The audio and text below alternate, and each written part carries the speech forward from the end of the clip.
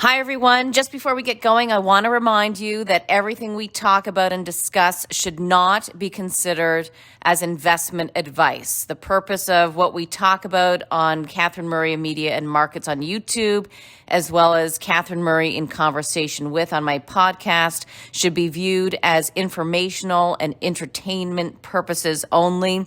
Please definitely do your own research, your own homework, and definitely consult an investment professional before making any investment decisions.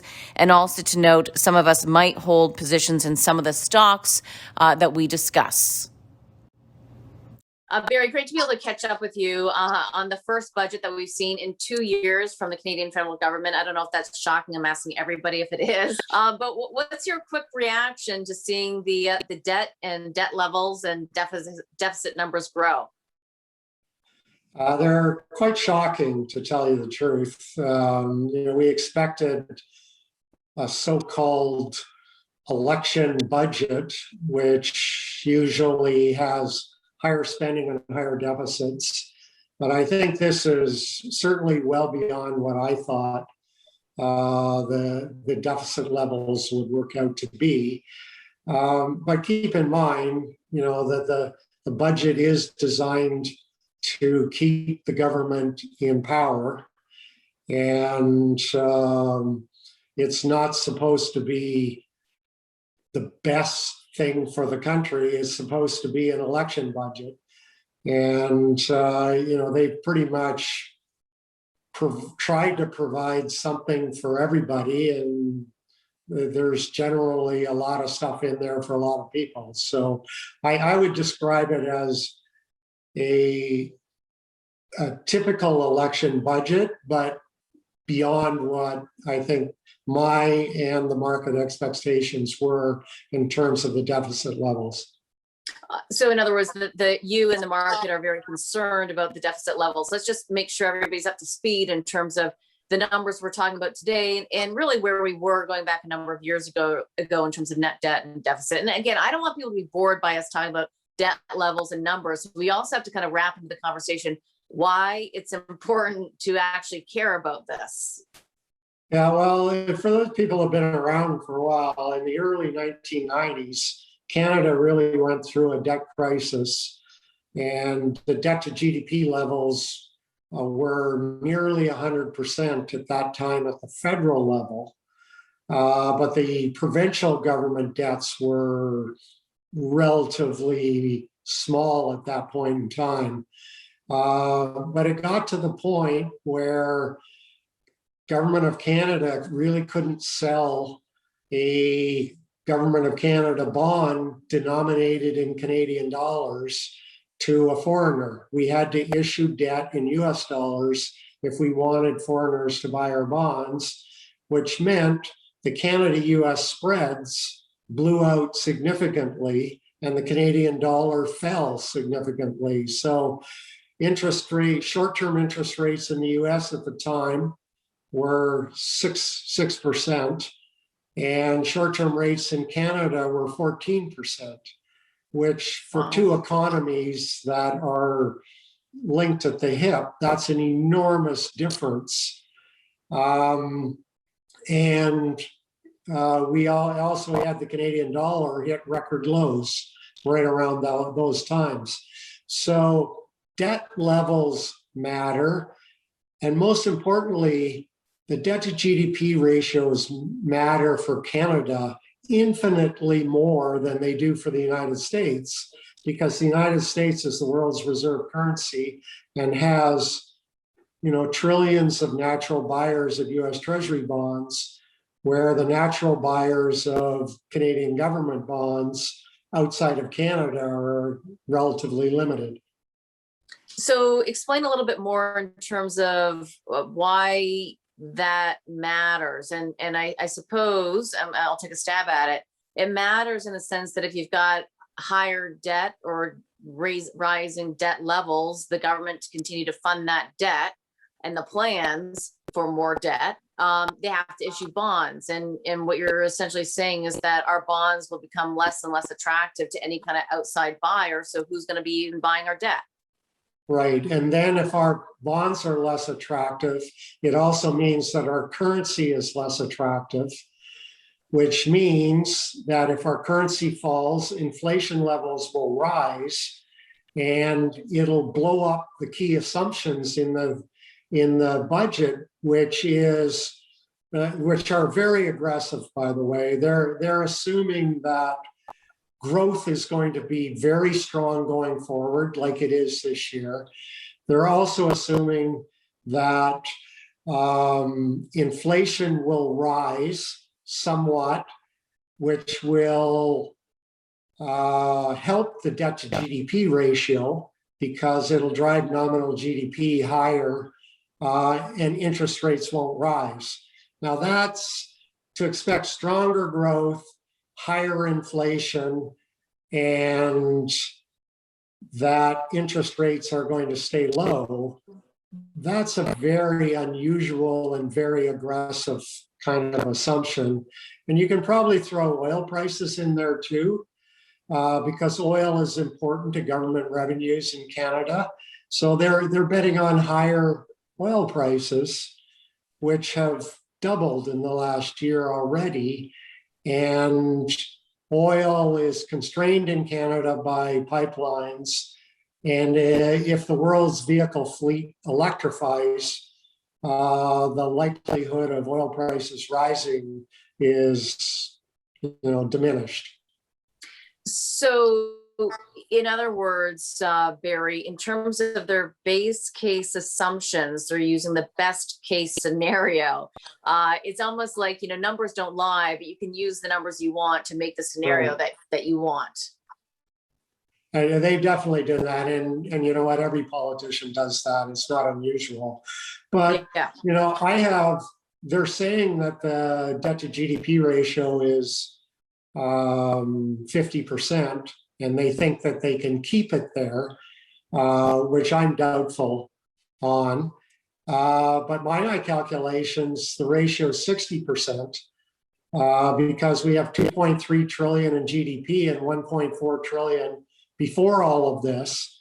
But I think the key point here is Canada went through a significant debt crisis in early 1990s, late 80s, early 90s, and we had a combined debt to GDP ratio of the federal government and the provinces somewhere between 110 and 120% then.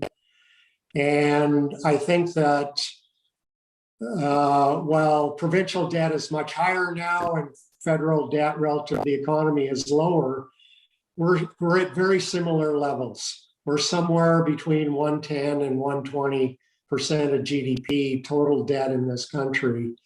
And I think that their views on economic growth going forward are way too optimistic. And I think it's laudable to spend a lot of money on childcare, especially we've just come out of COVID, and a lot of women were unable to work because the schools were closed and they had to stay home and look after, and women and the lower income people were very disadvantaged versus COVID. So that's good. But if you run the deficits up to the point where nobody will buy your bonds and your currency starts declining, which drives inflation higher and interest rates higher, you're going to have a weaker economy and lower government revenues, and you're going to get in trouble again. And I'm not saying they're on the precipice of trouble, but they're heading in the direction that Canada's debt situation could be problematic, very similar to what we had in the early 1990s. Barry, a lot to unpack there. And I think that it's important for people to really understand, just to go back for 1 second, that when you don't have foreigners or sovereign wealth funds, institutions interested in buying your debt, it's because they don't have the confidence or the interest in your country or your economy. If your currency goes down, really, that's the key. They don't have faith in the currency to hold value. Because a currency, a bond is unlikely to go up or down 10%, but a currency could go down 40 or 50%. Right. So then the holder of that bond has currency risk. That's Right. more on the investment side. What I really want people to understand, who I hope are, starting to engage in wanting to learn about the budget and why all of this matters in the markets, is because if the Canadian dollar goes down, anything you buy, you're buying with less dollars essentially. So everything's going to cost you more. Your trip to wherever you want to go is going to cost you more. Your diapers that you buy, your whatever you're buying will be, significantly more expensive if that scenario plays out. Right. And I would argue that the Canadian dollar, even before the budget, is at the higher end of its range anyway. Right. So if we run into fiscal problems, that will exacerbate a currency that could be overvalued anyway. Mm-hmm. Barry, what was the market reaction when the budget came out? Well, it was interesting. The bond market didn't like it at all. The 30-year Treasury went down all 2 points immediately. But since then, it's recovered, and the 30-year Treasury bond is actually up 1.125 today, when the US 30-year bond is only up 0.75 points. So there's a number of ways you could interpret that. You could either interpret it that, okay, the knee-jerk reaction was negative, and then people went through all the details and felt like it was okay, and then went and bought the bonds. Or you could argue that on a thorough analysis, that the bond market is basically saying this budget could lead to weaker growth, not stronger growth, and the assumptions might be too optimistic. Mm-hmm. So it'll take away, and the currency, the Canadian dollar, didn't really move a lot either way, either yesterday or today. So I would say the market evidence is inconclusive right now.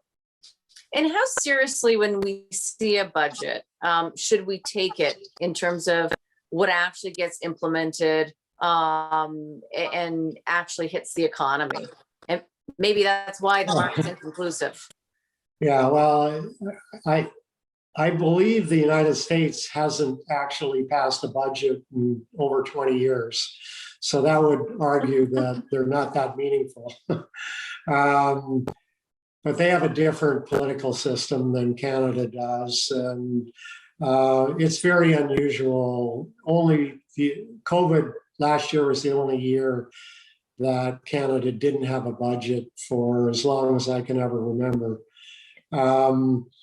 But, I think that it is important for governments to pass budgets. And currently we have a minority government. So then our government gets to vote on the budget, and they either pass it or don't. And if they don't, then we're going to have an election.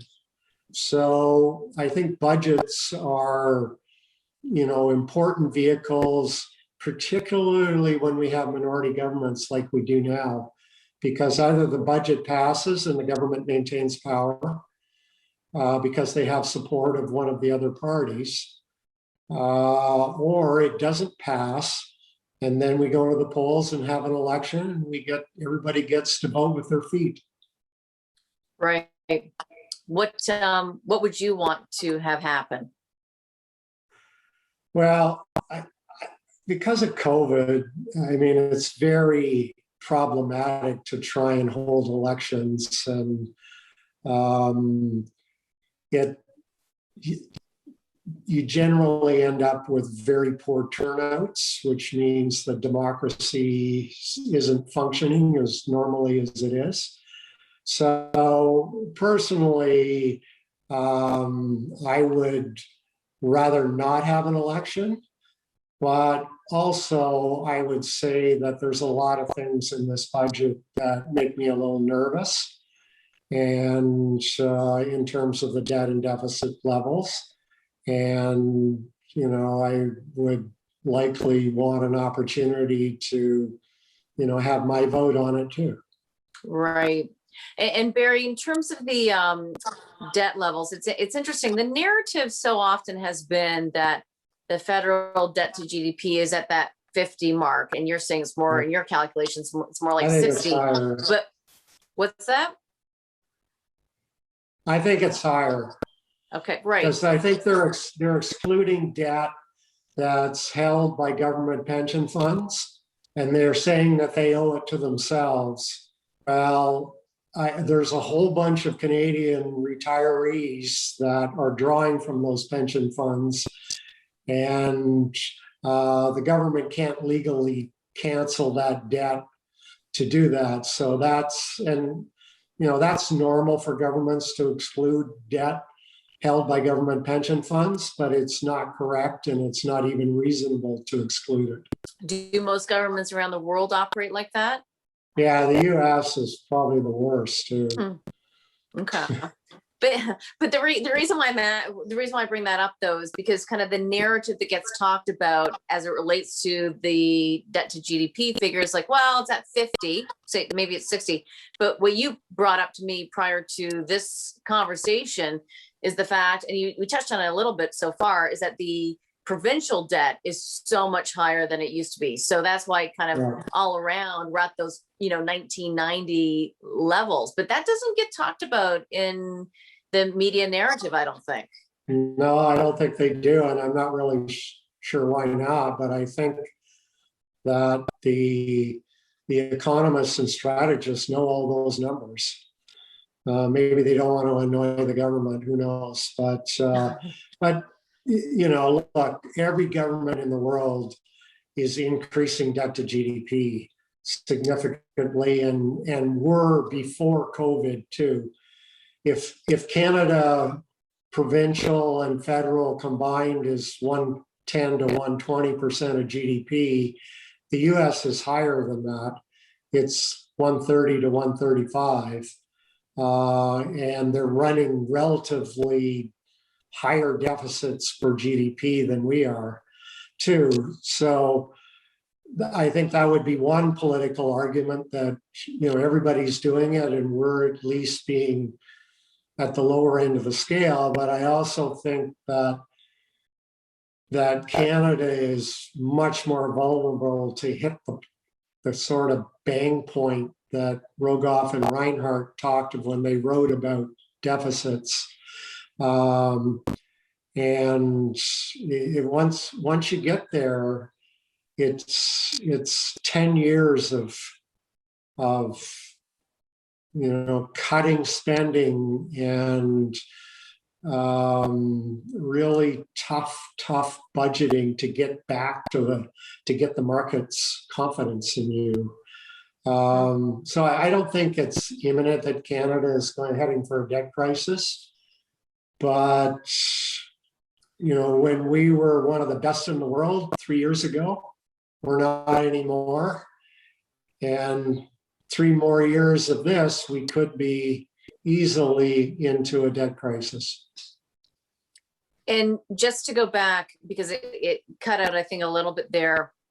When you enter a debt crisis and you talk about the very difficult years of spending cutbacks, what gets us to that point? At what point does a government come in and say, now we've got to correct this? Is it because the dollar declines so dramatically? It can't just be a political ideology, because no politician would necessarily do that, even though we've had political parties in the past who have right-sized the Canadian economy. So how does that kind of transfer? Well, I think it starts with the markets, and the markets are telling you through your currency and your interest rate differentials to the United States that Canada has a problem. It starts with that. And then it morphs actually into a political process where And the same thing happened in the late 80s and early 90s when you got elected not by spending and running up deficits, you got elected by being fiscally responsible. And and it's not specific to parties. In the late 80s, the Conservatives introduced the GST, which was really unpopular, and they got defeated in the election. But the Liberals, all the way through the 90s, Chrétien governments, they basically were, as tough of fiscally responsible as any party could have been. So it's not just left and right and so on. I think in Canada, both the Liberals and Conservatives are, broadly speaking, centrist parties. And I think either one of them could take the hard decisions, and at some point, one of them is going to have to. It seems, though, certainly in this budget, though, that is not the case. It's a spending budget. At the same time, too, there are some tax increases, tobacco, vaping devices, luxury vehicles, just to name a few. What's your take on some of those areas that they've targeted? Well, I think those are politically popular. They're not, and they're annoying to the wealthier parts of the economy. But I don't think they're big enough to stop people buying new cars and planes and boats. And there's things like support for entrepreneurs that generally favors the more fiscally conservative and the higher income earners in Canada. But the key thing for me is that there's no wealth tax in this budget. I think that would have been my biggest fear for the largest impact on the economy, because I think with a wealth tax, you're likely to have a significant number of business leaders leaving the country. Because I've seen calculations that a 2% wealth tax would put a significant number of higher income people to have marginal tax rates above 100%, including consumption taxes and property taxes. So what exactly is the point of working if you are losing money by working? And, the UK has put wealth surtaxes in place, and they didn't work, and they had to reverse them. How did they not work, Barry? How did they not work? Because people hire better lawyers to avoid the taxes, or they simply change jurisdictions and they move somewhere else. And then you never get them back. The problem then is you never get them back. Once they're gone, because wherever they are, the taxes are way lower than where they are in Canada. And these days, and especially during COVID, if we've learned anything in COVID, you can operate businesses from anywhere in the world that are in Canada, and you don't need to be resident or even a resident for tax purposes of Canada to run businesses. And I hadn't thought of that, Barry. That's incredibly true. I hear from, I think, some of the younger Wall Street people not wanting to, work in New York City and take what would they be paying, when they get the state, city and federal tax in the United States. If you're, a young Wall Streeter, they want to move to Florida. And that's just kind of a microcosm of what we might experience in Canada if we haven't already.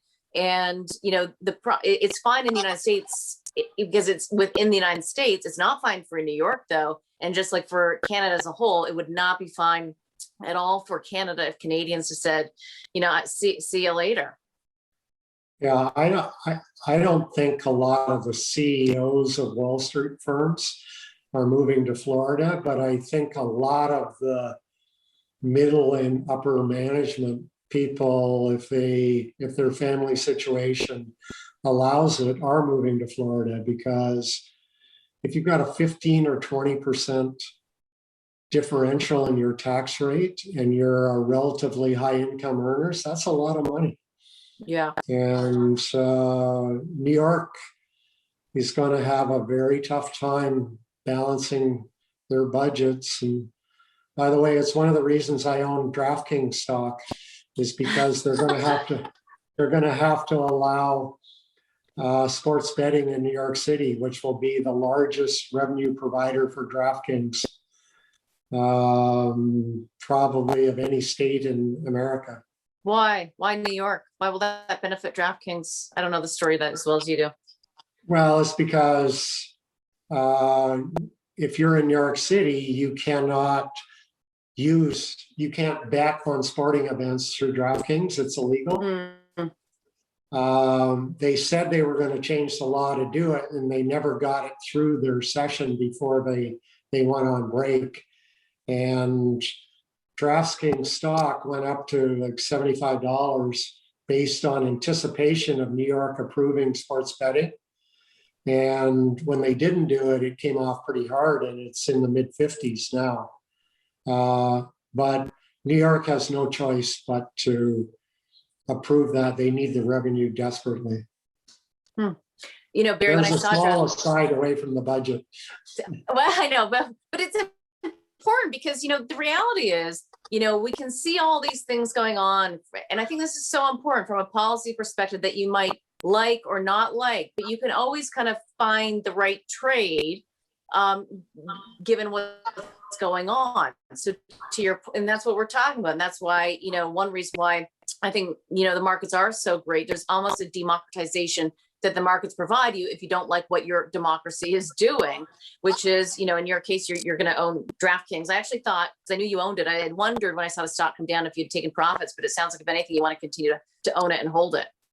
Definitely, I want to hold it. I mean, I think sports betting is only legal in 12 or 13 of 50 states. So there's a lot of upside now. A fair amount of that was definitely in the stock at $75. But I think that the sports betting will be legal in all 50 states within 2 to 3 years. Do you? Because it's been something that's been talked about for 20 years and I've been waiting. Yeah, it has been but never have the states had bigger deficit problems ever than the year after COVID. Fair point. And the thing about the states in the US, technically they're not allowed to run deficits. Right. But they do. There's not like Canadian provinces, right? So, right. Barry, I want to get your views as well. As I mentioned, again, just because the policies are A doesn't mean you can't have a plan A plus. I'm always about not plan B, but plan A plus. So, when we take a look at the money printing, monetary policy, fiscal policy around the world, I don't want to, pick on one country at all. And that's not the point of this at all. But, when you see money printing, that was one reason why so many people have been buying into the cryptocurrency or digital asset world.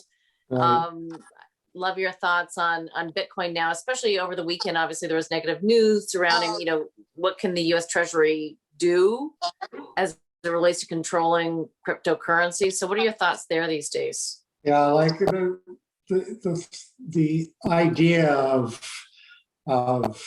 major governments issuing cryptocurrencies or digital currencies, as they're calling them, makes sense simply through the payment mechanisms for everything are going digital, and at some point we won't use cash anymore. It'll all be digital. So that's what makes sense, but that has nothing to do with cryptocurrencies. Cryptocurrencies, the whole point of Bitcoin particularly, is there's a finite number of them, and every country around the world is increasing debt and deficits. And people want a store of value. And so the whole idea that Bitcoin would go down because the US government is considering issuing a digital currency, to me, that doesn't make any sense. I don't think the people that are selling because of that really understand the whole landscape of what they're doing. Bitcoin is something different. It's more akin to digital gold, that people want a hedge against inflation and they want a hedge against debasement of currencies. And the United States government issuing a digital currency is just a different form of the US dollar. We still have $28 trillion in debt, whether it's digital or whether it's cash. So to me, those are not really relevant things. And I think we're in a world where debt and deficits are really accelerating. They probably will for the next few years, until the market vigilantes basically do things that discourage that from happening. And because of that, I think that cryptocurrencies have a good chance to go up significantly in value. And if you look at, Bitcoin, its market cap is still about 10% of what gold's investment gold is.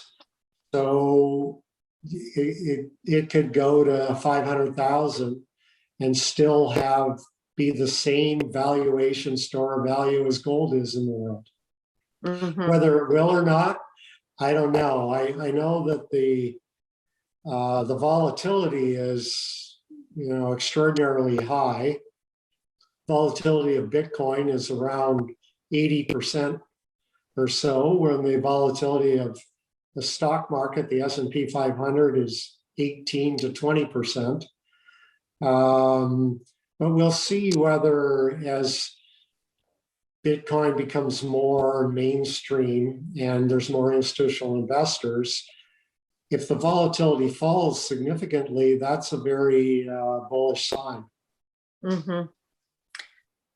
So let's still own our digital currencies. Rounding out the picture here, kind of concluding, talked obviously about the budget and a couple areas to invest in. Kind of stepping back though, Barry, what's your view right now? Here we are, ending April, for, I don't know if you're going to look out to the remainder of this year. I mean, you're very tactical in your approach. You've got your long-term views, but you're also tactical. So I don't know if you're seeing something interesting on a tactical basis or just sticking to kind of your long-term plan. Yeah. Okay. So I'll give you two ranges, one for the S&P 500 and two, the yield on the 10-year bond for the rest of this year. Okay. So I think the top end of the S&P 500 will be somewhere around 4,400, maybe 4,450. And I think there's a chance it could trade as low as, I'd say, 3,250 to 3,300. So we could have, maybe 300 points of upside for the S&P 500 and maybe 1,000 points of downside. But you can't bet, even though that would imply being bearish. Don't forget that the market's up quite a bit already this year, and a 20% correction in the stock market would be healthy and get rid of some of the speculative excesses. But I do expect equities to trade higher over the next 2 to 3 years. And the 10-year Treasury yield right now is 160. I would say that the range for the rest of the year is probably 2% to 1%. So I'm expecting 10-year Treasury yields to rise in the next 3-4 months or so, but I think that we're likely to have a very, very strong rally in the bond market at some point this year. That's a major range. Yeah. Is it not, on that US Yeah. 10-year yield, 1 to Those 2%? are- That sounds like a lot of volatility in the bond market. Those are definitely outlier calls. The consensus is that bond yields are just going nowhere but up, and the economy is going nowhere but up, and the stock market's going nowhere but up. And when everybody believes something, usually something else happens. And like David Rosenberg talks about Bob Farrell's things, and I think it's number 9 or whatever it is, that when everybody believes one thing, what's going to happen is something else. But I do think that the world is too optimistic about the growth projections, the inflation projections, and for earnings, not so much for this year, but once the market starts to discount growth in earnings and inflation for next year, the consensus GDP forecast is above 4% next year, and it's 7 to 8% this year. And once the stimulus has worked its way through, we couldn't even average 2% for the last 10 years. So unless we're going to have more QE and more stimulus beyond what's already in the marketplace today, I think the projections for next year are quite much too high. Okay, which means that we then have to revisit our view in terms of S&P 500 earnings, and therefore where the market goes next year. But for now, a big range. But you do say that the equity markets are expected to go higher for the next 2 to 3 years. Yeah, but don't forget that the markets, the stock market, everybody is aggressively long and margin debts at record highs, and the stock or the bond market is some of the higher short positions in history. So at some point, if everybody's short bonds, that only leaves buyers. And if everybody's long stocks on margin, that only leaves sellers. And, the fundamentals take a backseat to technicals. And the bond market short positions are getting stretched. I think they'll get more stretched. And I think that the equity positions and leveraged equity positions are stretched already. I think they'll get more stretched.